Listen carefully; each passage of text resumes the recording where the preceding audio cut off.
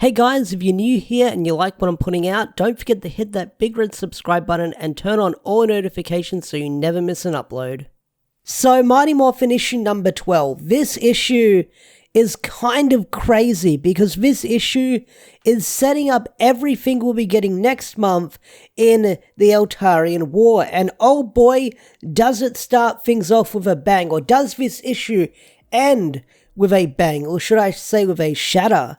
Haha, see what I did there? But this issue is really crazy because we get some very interesting character interactions in this issue, some tension between characters, some reveals to certain characters where they learn about certain things about other characters, and not only that, some interesting lore dump here and there to learn the characters' motives and why they're doing it. So, without any further ado, let's talk about Mighty Morphin Issue number 12. Also, don't forget to hit that like button because it helps out the video, puts the channel in the algorithm, helps put the video in the algorithm, so more Power Ranger fans, comic fans, Toku fans can find this content and see if they like it or not. And if you do like it and you're brand new, hit that big red subscribe button. So, like we normally do with this comic, we open over 10,000 years ago in the past, and it's Zolfram's funeral. The Grand Elders and all the Eltarians are having a memorial service for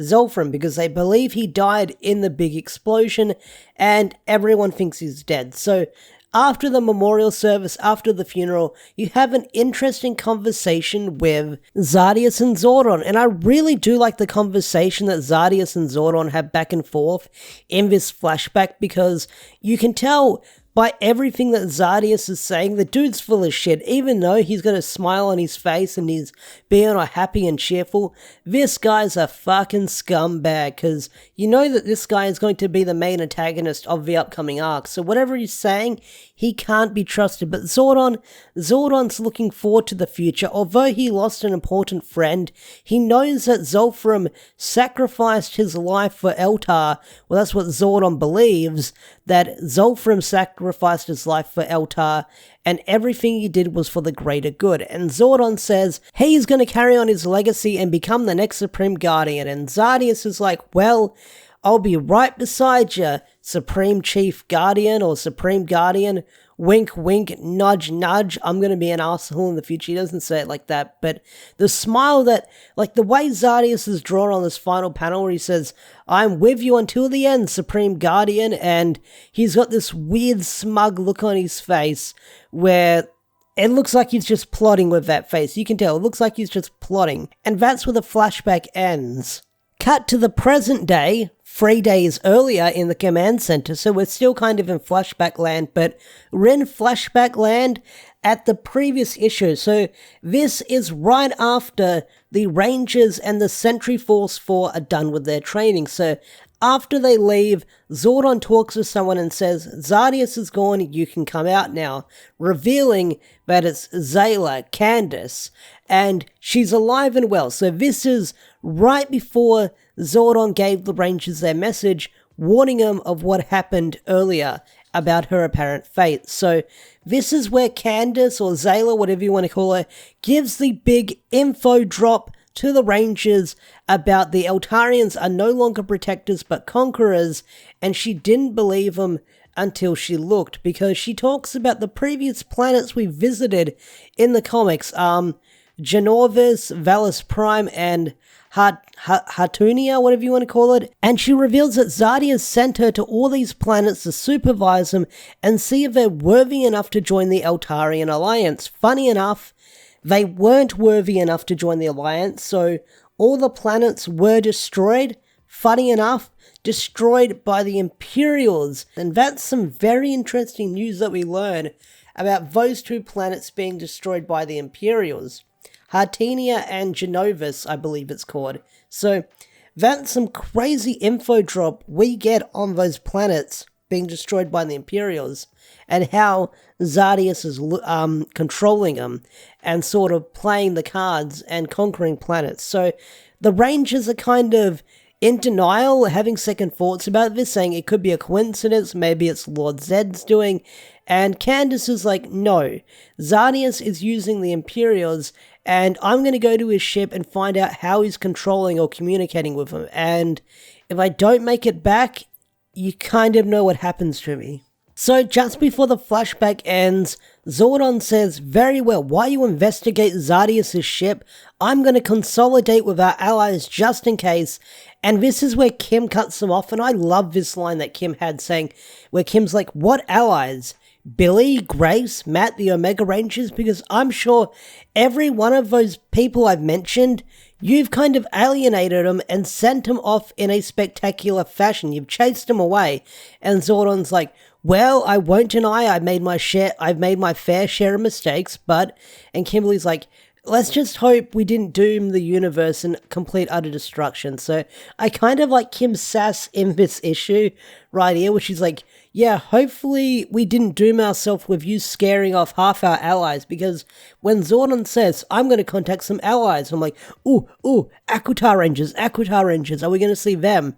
Because they were kind of summoned in the big Shattered Grid War in the world of the Coinless, so that option isn't off the table if they make an appearance, in my head. But on the final page of this flashback 3 days ago, Zayla speaks to Zordon, or Candace, like I said, I keep jumping between them, and says to Zordon, there's one last thing Zed told me, but I want to speak to you in private about it. So we can kind of guess what that information is, and we're going to come back to it later. So, cut to Promethea 3 days later, and we've got Tommy and Aisha going to Promethea, trying to speak to Matt and Grace, trying to get some allies for the upcoming Eltarian War going on. And I love Aisha's speech to Grace saying, hey, I don't think you're stupid enough to let the entire world burn just to spite a giant blue bald guy, unless you care to prove me wrong. So Grace is like, tell Zordon I'll think about it. And after this, we then have Matt and Tommy sort of having another confrontation, and Tommy's like, hey man, I want to talk to you. Whose idea was it to reveal your identity to the world, yours or Grace? And Matt's like, it was mine, because people need to know who's fighting for them. And Tommy's like, why? So you can sell autographs and skip classes? Are you stupid for taking... Like, Tommy really lays into him, saying, by doing this, you put everyone's life at risk. Your friends, your families, everybody. This was a stupid idea. And Matt's like, this is about Kim, isn't it? And Tommy's like, no, this isn't about Kim. This is about what's right and wrong, whether you know the difference or not. And Tommy is kind of under the impression that Grace is manipulating Matt. And Tommy's like, I know what it's like. I was manipulated by Rita when I was the new Green Ranger, so I kind of know what it's like. And Matt's like, this isn't about me at all. This is about everything you see when you look at the helmet, isn't it? Well, you're going to have to find a way to get past that, because I can tell you right now, Grace Sterling is no Rita Repulsa. And that's where that conversation ends between the two characters. So after that, we then have Aisha and Billy talking, because this issue is like the one-on-one talking between characters as they try and sort of fix their problems. Like, you had Matt and Tommy, you've got Aisha and Billy, and the next one we'll get to after these two is very interesting. So Aisha talks to Billy saying, hey, the Eltarians are coming, they're bad guys, and Billy's like, yeah, they can do a lot of damage with their tech. And Aisha's like, I don't think 7 Rangers are going to be enough. I'm really scared. Alpha's tried contacting the Omega Rangers, but they won't answer, or they can't answer. And Billy's like, don't worry, they'll show up when we need them. They always do. So that's sort of foreshadowing that the Omega Rangers are probably going to show up sometime during this arc. So after that, Aisha tells Billy to try apologizing to Zordon, and Billy's like, I've tried that, but remember, I can't get into the command center. And Aisha's like, hey, you're Billy, I'm sure you would have figured out a way by now. And that's where that conversation kind of ends, where Aisha's going to smile on her face saying, we kind of both know that's not going to stop someone like you. So we'll get to Billy in a bit, because like I said, this issue is sort of like fixing the previous problems we've had in this issue while setting up bigger issues for the next story arc. Okay, so the next 2 pages is kind of a doozy, because it is the confrontation that a lot of people have been waiting for, and that is Zordon and Zolfram, or Zordon and Zed. And I wasn't expecting to have this confrontation between the characters so soon, and it kind of caught me off guard, but the conversation that these two characters have is very interesting. It's sort of like Zed or Zolfram belittling Zordon because Zordon, after all these years, has not learned his lesson, and Zordon asks, saying, "We fought each other over and over again, why didn't you tell me who you really were?" And Zed replies with, "Because I was waiting for you to learn the same lesson I did when I touched the Zeo Crystal all those years ago. In that moment, I saw the universe divided as it truly is, between those with power and those without. And I hope for you, the moment would have came when you lost your body, but sadly, nothing has changed. You're still so painfully naive, a servant fighting a war you will never win for hypocrites and fools. When we first met, I saw the warrior inside, but you'll never possess true power until you become your own master." So after that, Zordon then replies with, "Fine, if I'm so painfully naive, then tell me this. Why are you feeling so sentimental? Or is it because you realize the threat Zadius represents, and you know it's only a matter of time before he comes for you? Zolfram, if we work together, we can defeat him. Help us, and when it's all over, I swear, I will not stop until I find a way to fix you." And Zed sort of replies with, "Zordon, if you only knew the truth, so that in these last moments you'll truly learn how alone you really are. No friends, no family. This is the ending you choose. Farewell."